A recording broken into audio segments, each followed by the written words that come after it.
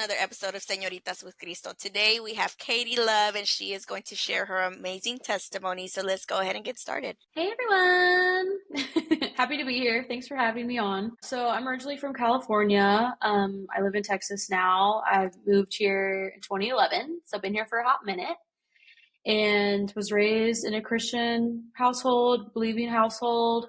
My mom was raised Catholic, and my dad was agnostic for a large part of his life. He believed in God, but that was about it, and just was kind of doing his own thing for a little bit. But later came to Christ, I believe, in like late 20s, early 30s. And yeah, so I'm the oldest of four, so I have two sisters and a little brother, and was born and raised in Cali, lived there till I was 17. I just turned 18, we moved to Texas, but I feel like that move to Texas was pivotal in my relationship with the Lord and truly, truly changed me. I was baptized as a child. Being baptized as an adult is highly suggest, especially if you're still walking in your faith with the Lord. Like, it just elevates it to another level, and it's something that we are called to do. So, I got baptized again when I was 18 with my family in a baptismal pool in Southlake outside on the lawn in, I think, October. So yeah, I was going to say it was hot, but probably still was hot to be honest, because we live in Texas. But that moment, just since then, I just grew closer to the Lord.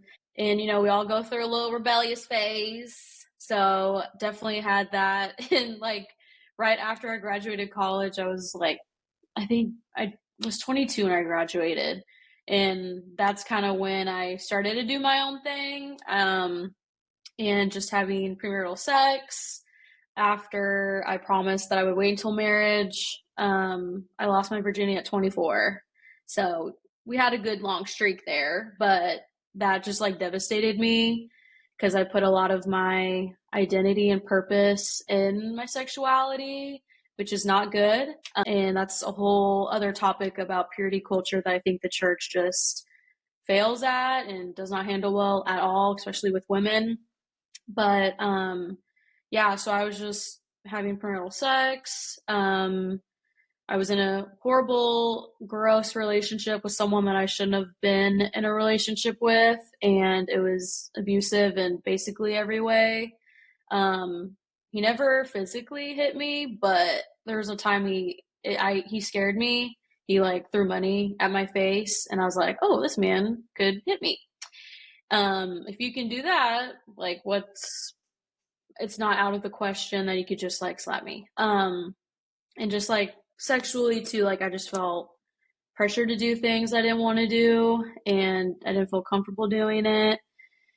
And yeah, I just was manipulated, lied to, and that time in my life was one of the darkest times of my life that I've ever experienced. My soul was just dark. I put God on the back burner clearly because I was just doing my own thing, and I was depressed. I'd never been depressed in my life. I was depressed, anxious.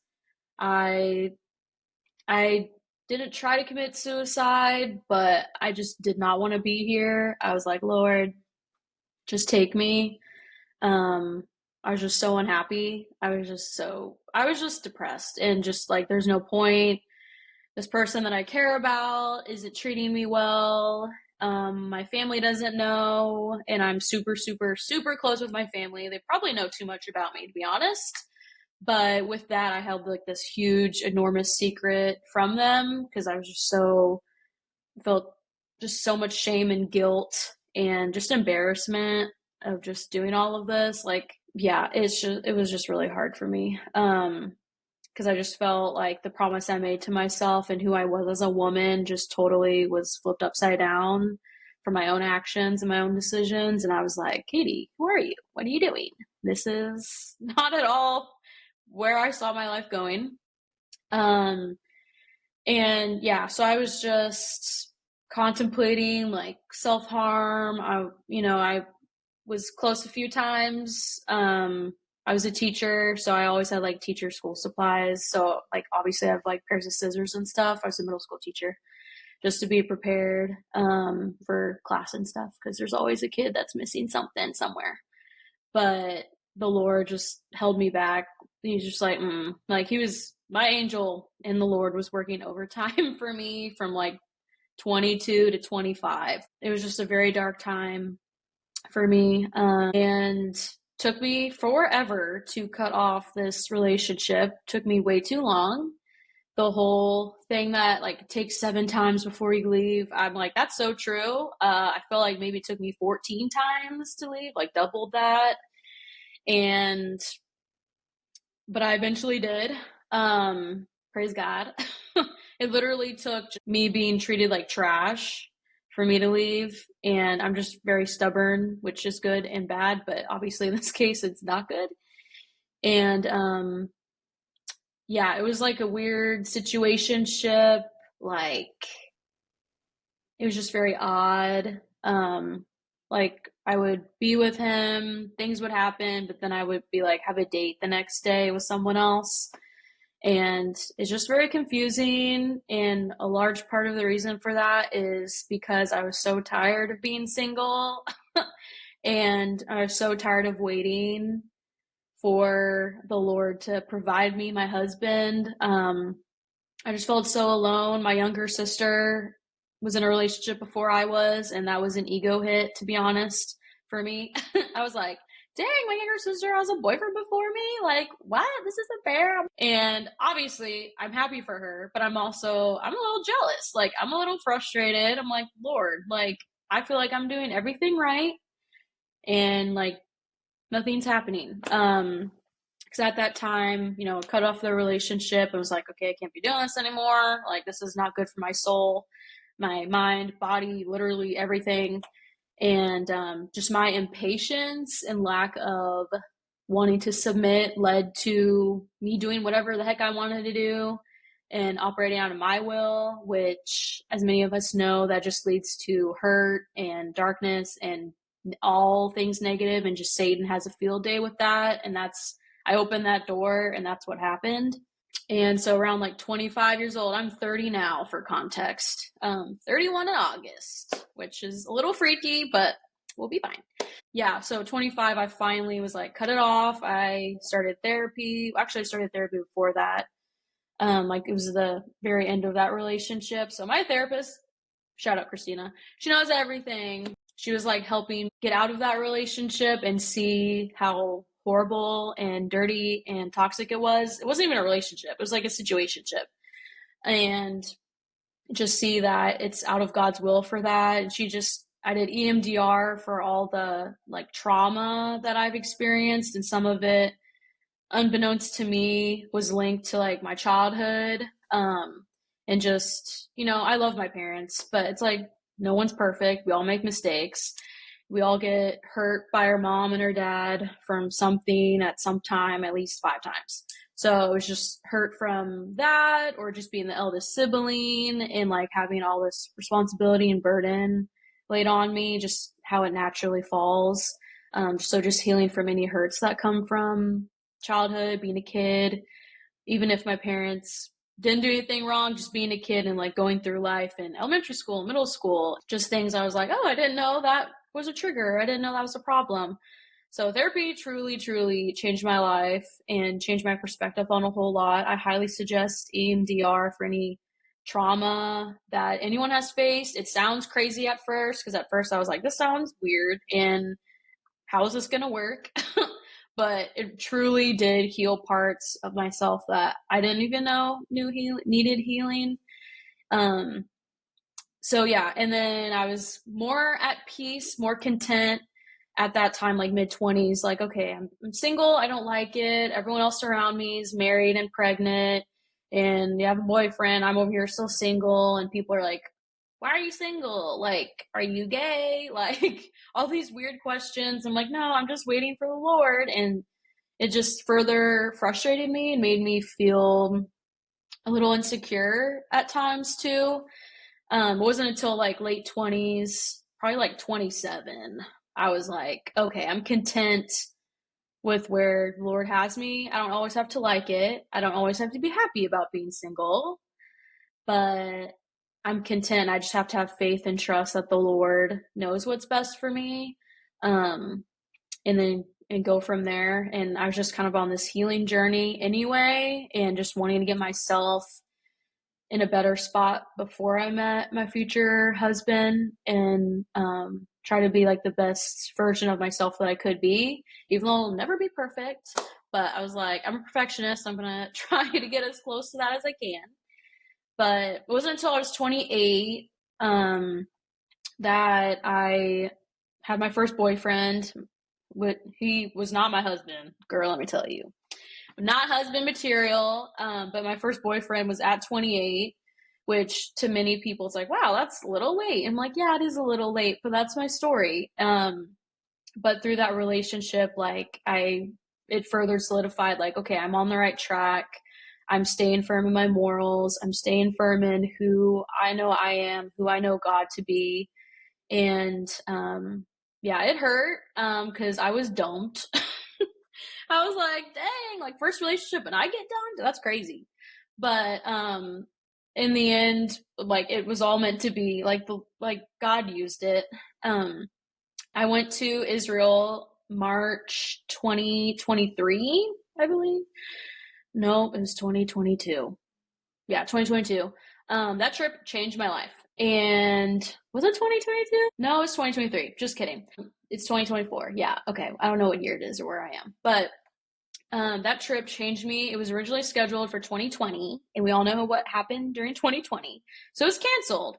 But that trip changed my life, and the timing of that is all God. I experienced the Lord in ways I've never experienced the Lord. I love Israel. It's amazing. It's beautiful. And I just felt the whole entire time I was there, God's presence just so heavy. And I did not want to leave. For a little bit, I was like, I'm moving here. Like, I'm leaving America and I'm moving here. It was just so amazing. I loved it. It was so touching. And yeah, it just, yeah, I on the Sea of Galilee, that's where I heard the Lord so boldly, like, just tell me, like, dare to hope. Like, those words, I have them tattooed on my arm now in Hebrew because I was just so scared to have hope that I'm going to meet my person, that I'm going to not be single for my whole life.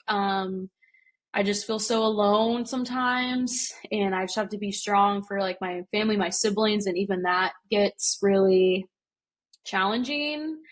But on the Sea of Galilee, someone in our group was like, I just feel like the Lord's like calling me, like has a word for someone who's just struggling to have hope. And I was like, that's me. And I just started bawling. It was me and this other woman who's super, super sweet. She's amazing.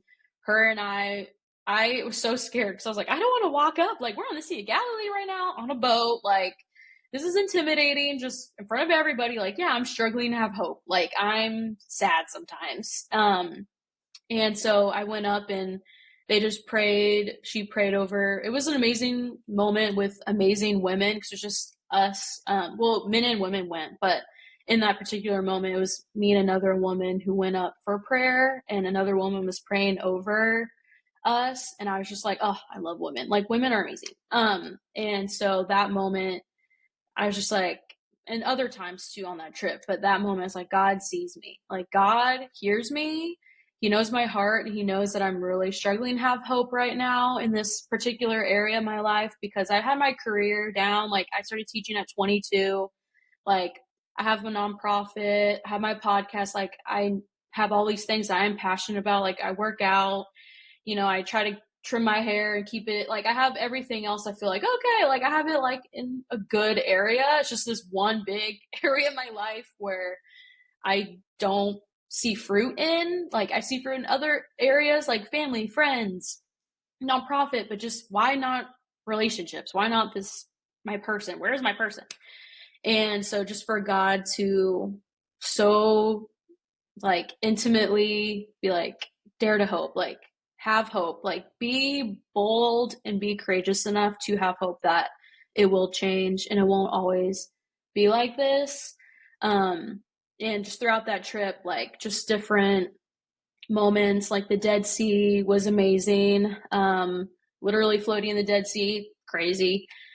And just the biggest one was walking into the tomb where Jesus was laid. Like that, we'll never forget that. Like even now, I'm like, don't cry, don't cry. But I just walked in and I just felt like it was a holiness there, like a holy presence there. And I felt wrong taking pictures in there, but I was like, I need pictures and video because I'm like, I don't know if I'll be back to Israel ever.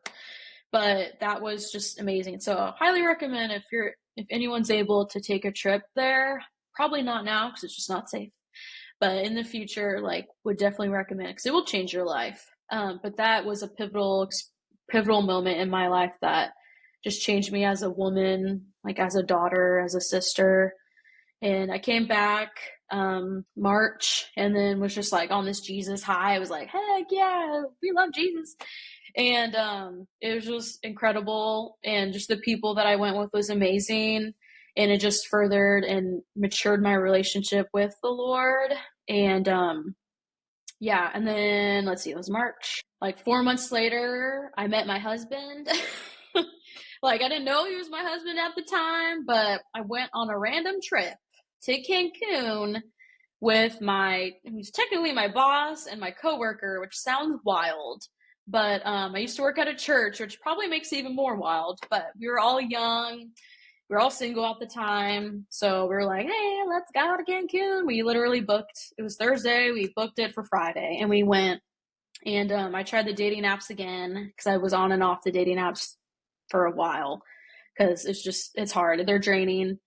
And yeah, I had a date with this guy and I was like, well, actually, I'm in Cancun. And I was like, great. He thinks I'm a party girl. He thinks I'm crazy. Like, this is not me. This is not who I am. Like, I had my moment partying and being crazy and alcohol and everything. I'm like, that's not me anymore. And I was like, I'll be back, Monday? I don't know. And so the next day we went on a date and I was just like, it's different. And I came in hot on the first date. I was like, how's your relationship with the Lord? Do you know Jesus? Because I was like, I'm done with the crap. Like, I'm 29 at this point.